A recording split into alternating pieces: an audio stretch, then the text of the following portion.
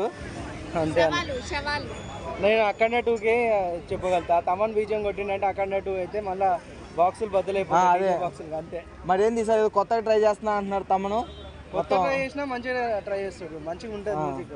Okay, నీకు ఇప్పుడు ఓవరాల్గా పవన్ కళ్యాణ్ పర్ఫార్మెన్స్ ఎలా ఉండబోతుంది అనుకుంటున్నాను? ఎందుకంటే రాజకీయాల్లోకి వచ్చేసాడు ఆల్మోస్ట్, ఇప్పుడు అచ్చంగా రాజకీయాల్లోనే ఉంటున్నాడు. ఏమైనా స్పాయిల్ అయితే అంటారు మూవీ కెరియర్? ఏం లేదన్నా, వస్తే మంచిగా చేస్తాడు. మంచిగా చేస్తాడంట, మంచిగా చేస్తాడు. ఓకే అంతే అన్న, ఇంకేం లేదు. సో సినిమాలు తీసాడనుకోవచ్చా ఎట్లా అన్నా?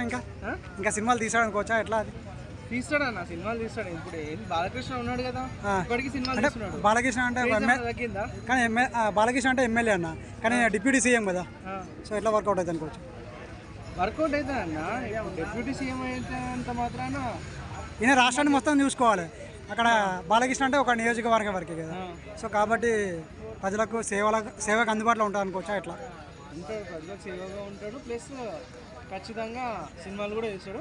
కాకపోతే కాస్త లేట్ అవుతుంది అంతే. సో అట్లా ప్రొడ్యూసర్ మీద బడ్డం పడతాయి కదా మళ్ళీ? ప్రొడ్యూసర్ మీద ఏం బడ్డం పడతా అన్న? ఇంట్రెస్ట్ పెరుగుతాయి కదా, ఇంట్రెస్ట్ పెరుగుతాయి కదా అన్న.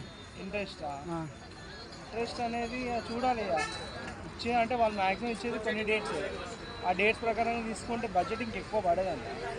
అది థ్యాంక్ యూ అన్న.